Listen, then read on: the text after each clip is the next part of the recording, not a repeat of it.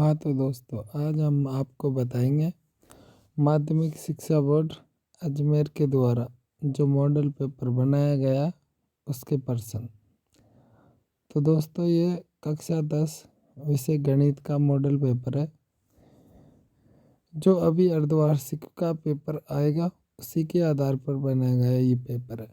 Total पूर्णांक आपके इसमें 80 पूर्णांक का ये पेपर है, जिसमें पहला प्रश्न दे रखा है तुमको। देखो, परिमेय संख्या दे रखा है 129/2 की घात 5 और 5 की घात 7 इंटू 5 की घात 7 का दशमलव प्रसार कैसा है। तो ध्यान रखना दोस्तों, इस तरह के अब की बार ऑप्शन वाले प्रश्न भी आपके आएंगे। तो इसका पहले का आंसर हो जाएगा अपना ए वाला ऑप्शन, शांत।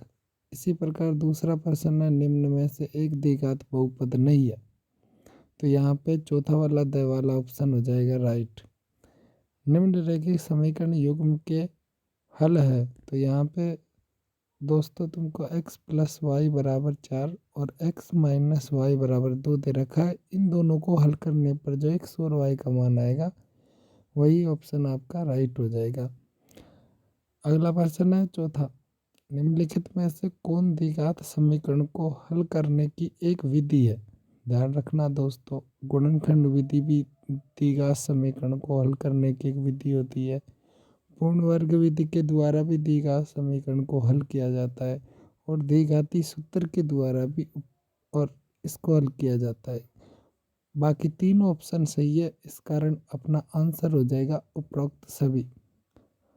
इसका उत्तर हो जाएगा द वाला ऑप्शन। पांचवा प्रश्न है दोस्तों, समांतर श्रेणी 4, 10, 16, 22 का प्रथम पद और सार्वंतर क्या होगा। तो ध्यान रखना दोस्तों, प्रथम पद होता है शुरू का मान जो दे रखा अपन को 4। तो 4 तो गया इसका प्रथम पद और सार्वंतर हो जाएगा इसका 10 में से अगर 4 माइनस करेंगे तो 6। तो सार्वंतर हो जाएगा इसका 6। इसी प्रकार अपन को छठा प्रश्न दे रखा, उन्होंने 3.5 सेमी त्रिज्या वाले वृत्त का व्यास क्या होगा। तो व्यास ज्ञात कर लेंगे, क्योंकि व्यास क्या होता है, त्रिज्या का दुगुना होता है। इसी प्रकार सातवां प्रश्न दे रखा है, बिंदु -3 और 5 कौन से चतुर्थांश में होगा।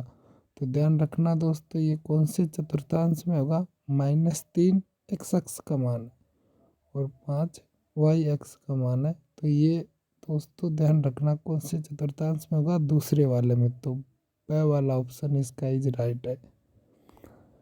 चलो अब अगला प्रश्न देखते हैं। प्रश्न नंबर है दोस्तों 8वां, जिसमें tan 45 degree plus cot 45 degree का मान कितना होगा। तो ध्यान रखना दोस्तों, tan 45 डिग्री का मान होता है 1 और cot 45 डिग्री का भी मान होता है 1। तो 1 + 1 कितना हो गया, 2। तो ब वाला ऑप्शन इज राइट।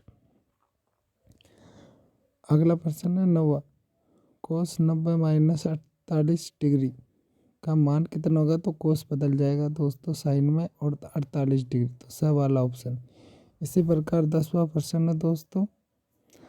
इसी प्रकार अगला प्रश्न 11वां और 12वां देख लो दोस्तों एक बार।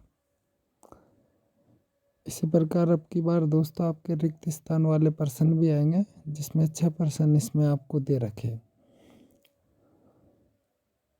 इसी प्रकार पार्ट ए वाले के में प्रश्न दे रखे जो एक एक नंबर के आएंगे,